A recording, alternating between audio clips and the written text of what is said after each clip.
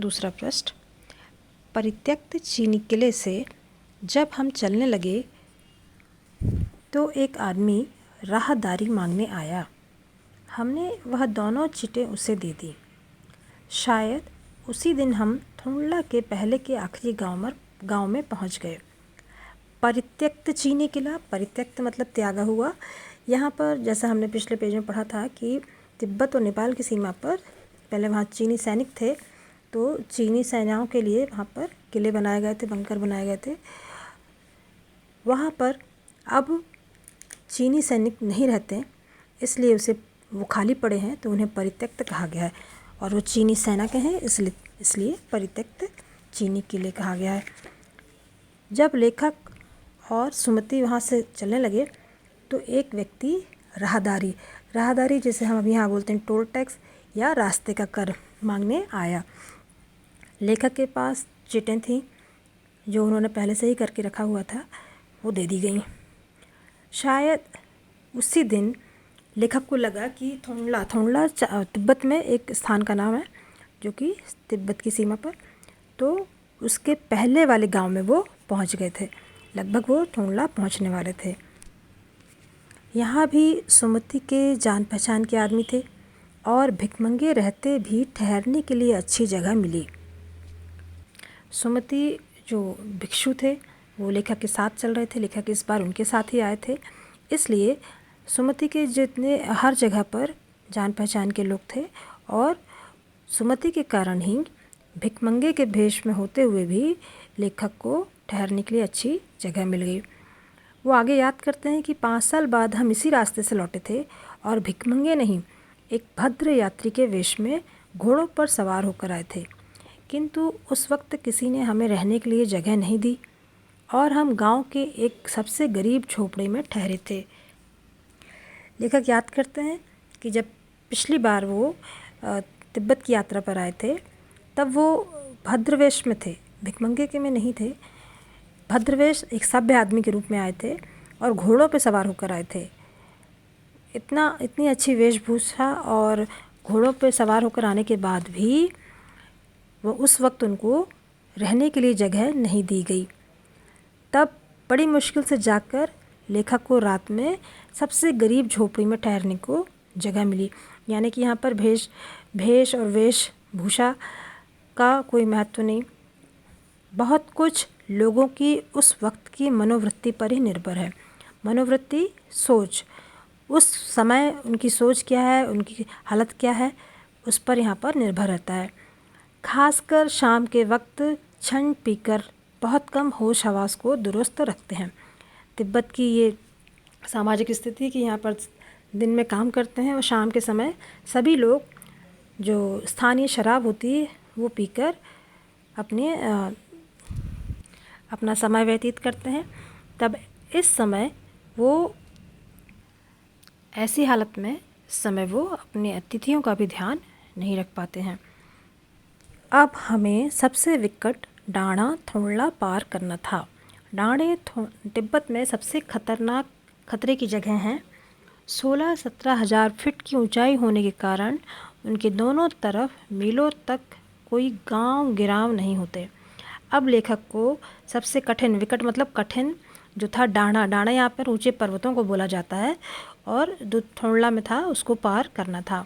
तो डाणा थोंडला पार करना था, ये सब तिब्बती भाषा के शब्द हैं।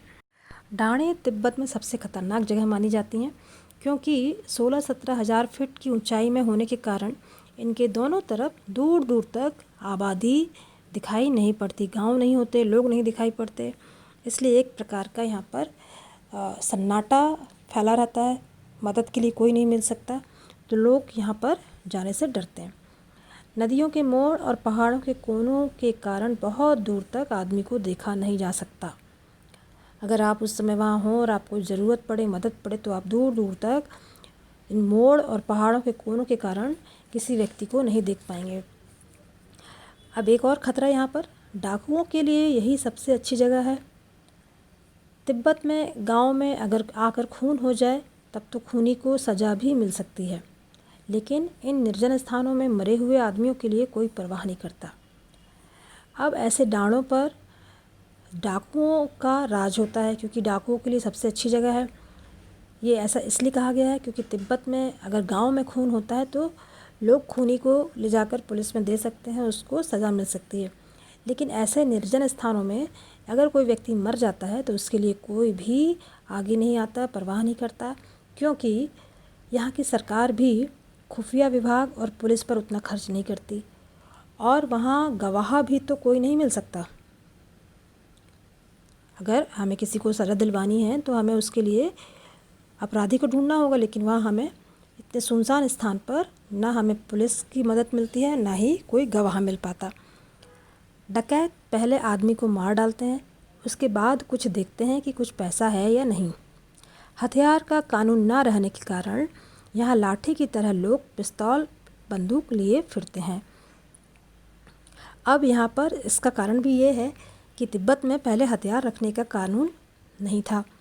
इस डर का एक मुख्य कारण ये भी था कि तिब्बत में कानून व्यवस्था और सुरक्षा की स्थिति बहुत चिंताजनक थी। यहाँ पुलिस और सुरक्षा का कोई प्रबंध नहीं था, हथियार रखने के बारे में कोई कानून नहीं था, इसलिए लोग लाठी की तरह पिस्तौल और बंदूक लिए फिरते थे। यदि डाकू जान से ना मारे तो खुद उसे अपने प्राणों का खतरा है। सही बात है, डाकू अगर पिस्तौल दिखाएगा तो सामने वाला भी अपने हाथ से पिस्तौल दिखा सकता है, तो डाकू की जान भी जा सकती है। इसलिए डाकू पहले मारते हैं, उसके बाद सामान देखते हैं कि कुछ इसके पास है या नहीं, इसलिए यहाँ पर खतरा ज़्यादा होता था। गांव में मालूम हुआ कि पिछले ही साल थोंडला के पास खून हो गया। शायद खून की हम उतनी परवाह नहीं करते क्योंकि हम भिखमंगे थे, और जहाँ कहीं वैसी सूरत देखते टोपी उतार, जीभ निकाल, कुची कुची या दया दया 1 पैसा कहते भीख मांगने लगते। लेखक को और सुमति को आगे गांव में जाकर पता चला कि पिछले साल ही थोंडला के पास खून हो गया है, लेकिन लेखक को खून की इतनी परवाह नहीं थी, क्योंकि उस समय उनकी जो वेशभूषा थी, उनका जो भेष था, वो भिखमंगे के रूप में थे, और भिखमंगों को वहाँ कोई छूता नहीं है, कोई लूटता भी नहीं है। तो जहाँ भी वो ऐसे कोई डाकू या डरावनी शक्ल देखते, लुटेरे देखते, तो तुरंत दोनों जीभ निकाल कर, टोपी उतार कर जीभ निकाल लेते और कुची कुची दया 1 पैसा कहकर भीख मांगने लगते। लेकिन पहाड़ की ऊंची चढ़ाई थी, पीठ पर सामान लाद कर कैसे चलते, और अगला पड़ाव 16-17 मील से कम नहीं था। मैंने सुमति से कहा कि यहाँ से लंगकोर तक के लिए 2 घोड़े कर लो, सामान भी रख लेंगे और चढ़े चलेंगे। इतना सब चलते चलते, क्योंकि तिब्बत की भौगोलिक स्थिति इतनी आसान नहीं है कि वहाँ लगातार सफ़र किया जाए, और अब पहाड़ भी सामने जो खड़ा था, ऊंची चढ़ाई थी, तो लेखक को लगा कि पीठ पर सामान लादकर हम कैसे चलेंगे, क्योंकि अगला जहाँ उनको आराम करने के लिए जो अगला पड़ाव, जो रुकने की जगह मिलेगी, वो 16-17 मील से कम नहीं थी, दूर पर थी। तो लेखक ने सुमति से कहा कि यहाँ से लंगकोर के लिए 2 घोड़े ले लो, जिसमें हम सामान भी रख लेंगे और चढ़ के चल भी लेंगे।